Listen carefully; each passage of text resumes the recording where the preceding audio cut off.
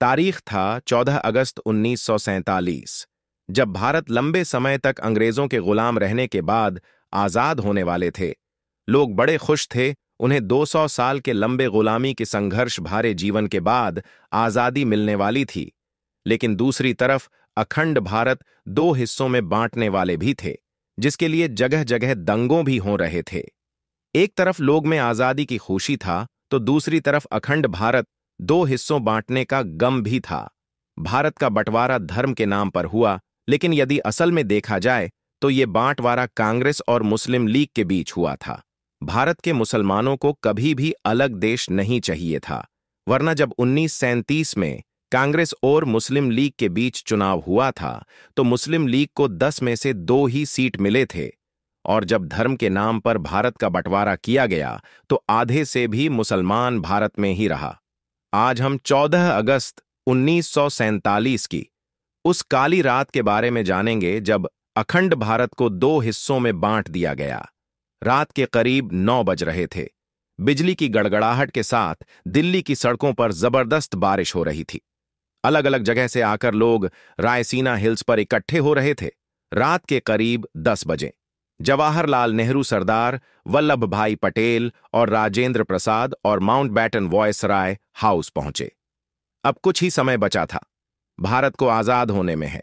कुछ लोगों के चेहरे पर मायूसी थी तो कुछ लोगों में उत्साह, और यहां पर जवाहरलाल नेहरू अपनी स्पीच शुरू करते हैं। उनके भाषण की शुरुआत इन 2 लाइनों से शुरू होती है, और दसरों को of the midnight hours when the world sleep, अभी भी a back to life and freedom.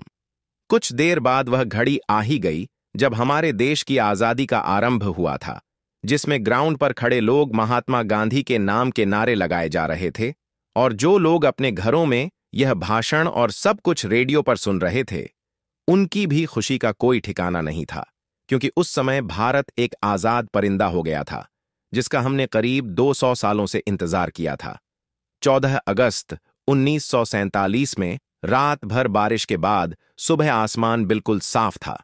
जब सुबह 8:30 पर पंडित नेहरू और उनकी कैबिनेट ने शपथ ली और इसके बाद ब्रिटिशर्स का झंडा हटाकर आजाद हिंद का झंडा लहराया गया, जिसे देख सभी की छाती चौड़ी हो गई थी, क्योंकि अब हमें वह झंडा दिखने लगा था जिसे हम बरसों से देखना चाहते थे। जब राजधानी दिल्ली में आजादी का जश्न मनाया जा रहा था, उस वक्त महात्मा गांधी दिल्ली से हजारों किमी दूर पश्चिमी बंगाल के नवाब अली में थे और अपने शांति कायम करने का प्रयास कर रहे थे। जानकार बताते हैं कि पंडित नेहरू की ऐतिहासिक भाषण को पूरे देश ने सुना था। 14 अगस्त 1947 की ऐसी रात जब लोग सोए तो गुलाम देश में थे, लेकिन अगली सुबह उनकी आजादी की सुबह थी। लेकिन जितनी खुशी हमें आजाद होने में थी, उतना ही गम अखंड भारत के टूट जाने में था, क्योंकि भारत ने अपना 3,46,737 किलोमीटर का एरिया पाकिस्तान के रूप में खो दिया। करोड़ों की संख्या में लोग भारत से अलग हो गए थे। जो लोग कुछ समय पहले ही भाई की तरह जिंदगी जी रहे थे, वह अब एक दूसरे की जान के दुश्मन बन चुके थे, क्योंकि 14 अगस्त की रात 12 बजे भारत और पाकिस्तान का विभाजन हो गया। भारत 2 हिस्सों में बंट गया, जिसमें एक हिस्सा पाकिस्तान और दूसरा हिस्सा हिंदुस्तान के नाम हो गया था, जिस वजह से कई सारे दंगे हुए। जो लोग खुद को पाकिस्तान में सुरक्षित महसूस समझते थे वह चले गए, और जो लोग भारत में सुरक्षित महसूस कर रहे थे वे यहां पर आ गए। कहा जाता है कि लोग पलायन को मजबूर हो गए थे। इन दंगों में हजारों लोग मौत के घाट उतर गए थे। उस समय दुनिया का संभवतः सबसे बड़ा विस्थापन था, और यह सारा खेल अंग्रेजी हुकूमत का ही था, जिसने डिवाइड एंड रूल का खेल पहले से ही खेल रखा था, जहां पर उन्होंने हिंदुस्तान के अंदर हिंदू और मुस्लिम के बीच भर दिए थे। वरना आजादी के पहले तक हम सभी भाइयों की तरह साथ में जी रहे थे। वह तो अंग्रेजी थे जिन्होंने हमें हमारी जाति के आधार पर हमारा व्यक्तित्व याद दिलाया, जिसके बाद हम आपस में ही लड़ने लगे। भारत पाकिस्तान का विभाजन के कारण मोहम्मद अली जिन्ना को माना जाता है, लेकिन इसके पीछे अंग्रेजों का भी बहुत बड़ा हाथ था।